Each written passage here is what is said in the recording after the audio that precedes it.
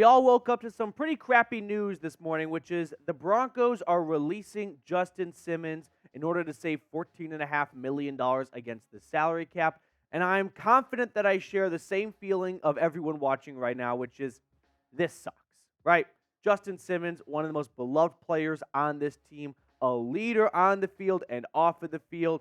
And unfortunately, his time in Denver is likely done. And I just hope he can land with a contending team and go to the playoffs, because if there is a guy that does not get enough recognition for how talented he is because he just hasn't played under the bright lights of a playoff game, it is Justin Simmons. But ultimately, this is a Russell Wilson consequence. When you move on from a guy and bring on an $85 million dead cap hit, you are going to have to part ways with players you don't want to. And this is one of the casualties.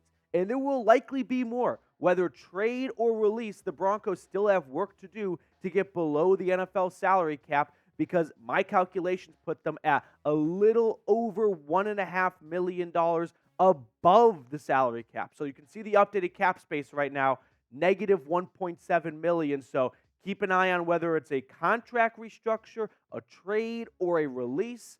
I thought Justin Simmons, if he did get moved down from this offseason, it would be a trade, right? He's just too good to just outright release. He had 3 interceptions last season, 6 the season prior. The guy spent 4 weeks on IR in 2022 and still led the NFL in interceptions. In fact, we could take it one step further. Since entering the league in 2016, Justin Simmons is your NFL interceptions leader. Like, this is just some all-time trivia right here as well, but still, Justin Simmons has been a ball hawk safety. He's an excellent run stopper. He's one of the best well-rounded safeties in the National Football League, and the talent and the recognition are way too far apart, and I think that's just a product of him being on a losing team year after year after year, right? Came in 2016, this team goes 9-7, and then ever since then, losing. But after the red wedding of safeties yesterday, all safeties are on notice right now, because Justin Simmons was carrying an $18.2 million cap hit, $14.5 million cap savings to be had, and only a dead cap of $3.7 million with no guaranteed money for 2024. So I would say the writing was somewhat on the wall. I thought they could get a trade done at the very least, but who's trading for a safety right now? All the good ones are being released, so why trade for a safety when you can go out and sign Quandre Diggs, Jamal Adams, Jordan Poyer? Like, there's lots of really good safeties on the market, and I was hoping that Denver could find a way to get a trade done. I partially wonder if they knew, all right, we could hold on to Simmons, work the phones, maybe get a 6th or a 7th, because no one's going to pony up a big draft pick when there's plenty of good safeties in free agency. Or we can do right by a team captain, a leader of this city in a lot of ways too. I'll take it a step further. Release him now, and that way he can spend the next couple of days before free agency gets underway, getting his ducks in a row, and hopefully landing with a contending team. So I want to show the guy some love. Type 31. If you have never joined the comment section before, I can't think of a better video to leave your first comment than when an all-time Bronco for the last near decade at this point is unfortunately parting ways. Type 31 in the comment section. I'm sure he's definitely emotional right now. He has loved this team. He has loved playing in this city. And if he comes across this video, I hope he can see 3,100 31s in the comment section. Now, switching gears, safety, big need now. Like, this safety room is a little bit on the rocks here, because I don't have a lot of confidence in your 2 new starting safeties just being available for 17 games. Love Caden Stearns. Was talking about him with my producer, Jeffrey Cooperstein, who's a big Texas fan, and Caden Stearns, all-timer from Austin, unfortunately has not been healthy in the NFL. When he's on the field, impact guy. Well, he has not been on the field enough to bank on him playing a full season. Similar to P.J. Locke, I think when Kareem Jackson went through all of his suspensions last season, P.J. Locke did a great job of filling in, but even when he got hurt, all of a sudden we looked around going, who's next? Because I'll tell you what, it's not Delaire Turner-Yell. He's a special teamer strictly for the rest of his life. J.L. Skinner, the rookie or now second-year guy at Boise State, hardly saw the field last season, but I'm sure he'll be lumped into the Alex Forsyth and the Drew Sanders and Riley Moss and Marvin Mims bunch of we're confident these guys can take the next step. Are you? Or are you just preparing the fan base for the inevitable of, because we released Russell Wilson and picked up an $85 million dead cap hit, we've got to turn to a lot of really young guys who have very little experience and cross our fingers and toes and hope for the best. More to ground to cover on this show, but really quickly, this is why you subscribe to the channel, right? News broke in the morning.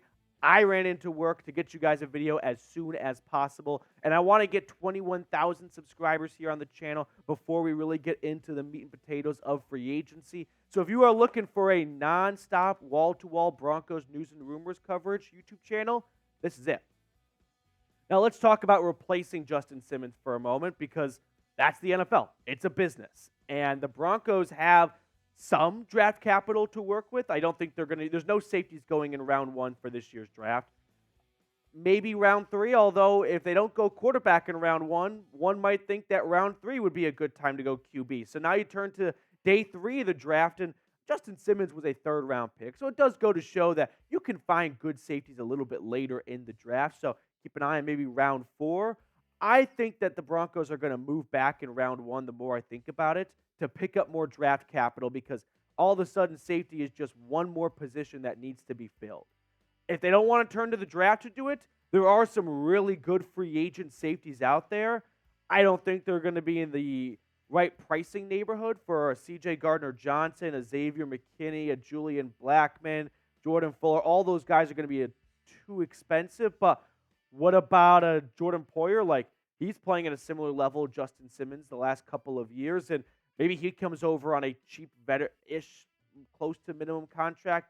This is more wishful thinking. I don't see Denver spending big in free agency this year and moving on from Justin Simmons just to pay another safety half of what Simmons was due. I feel like you would have tried to figure out a way to bring Justin Simmons back, which leads me to this. If we're talking wishful thinking, maybe Justin Simmons comes back on a cheap contract. I don't think it's very likely, but I don't think we can completely eliminate it. If he hits the open market, he's now one of those free agent safeties, and for whatever reason, with him turning 31 and missing some time the last 2 seasons-ish, he doesn't have a big market, and he decides I'd rather just stay in Denver for a cheaper contract. Kind of a fingers crossed on that one, but I wouldn't hold your breath on it. Now, when we look at some of the other cut candidates for the Broncos, Tim Patrick's not coming back on his current contract. Garrett Bowles is a name to keep an eye on. DJ Jones was a part of a really bad run-stopping unit, so I go back and forth with him because the other guys are free agents, so you got to keep some structure in place, but the run-stopping unit sucked last year, so don't you want to completely start from zero? But do you want to create more work for yourself when you don't have a lot of currency to spend this offseason? Courtland Sutton, I did not think would be a cut candidate, similar to Justin Simmons, but if they can't find a trade, maybe he is someone they release, similar to like DeAndre Hopkins last offseason. Samaje Perine, if they decide we have a bigger role for highlight reel Jaleel and Javonte Williams, they could save a couple $1 million on that front. So who do you think the next player to get cut or traded is? One of those 5 guys, someone else I left off my list. Let me know in the comment section below who's the next guy going out the door. For me, I'll toss out Jerry Jeudy. Just not sure if he's really a Sean Payton guy, right? I don't think we saw him thrive in Sean Payton's offense, which I think a lot of that can be attributed to Russell Wilson's style of play. I mean, Jerry Jeudy's a receiver that needs the ball within a second of the snap because he's already beaten his DB. That's just how quick and twitchy he is. Russell Wilson likes to hold on to the ball. He likes to extend plays and then chuck it down the field. That doesn't really complement Jerry Jeudy's style of play.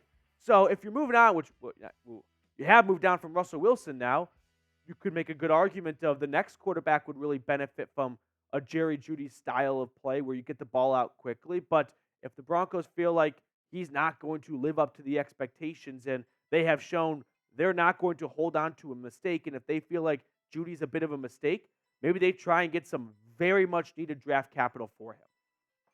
Well, that's going to do it for us on today's show. It's a bummer of a day. Justin Simmons, one of the best Broncos players over the last post-Super Bowl run, I would say, since 2016. You could make the argument the best player in that span. So credit to Justin Simmons for sticking with some really tough times, always facing the music after a lot of losses during his stint in Broncos country. But Best of luck to him moving forward, and we'll see you guys later.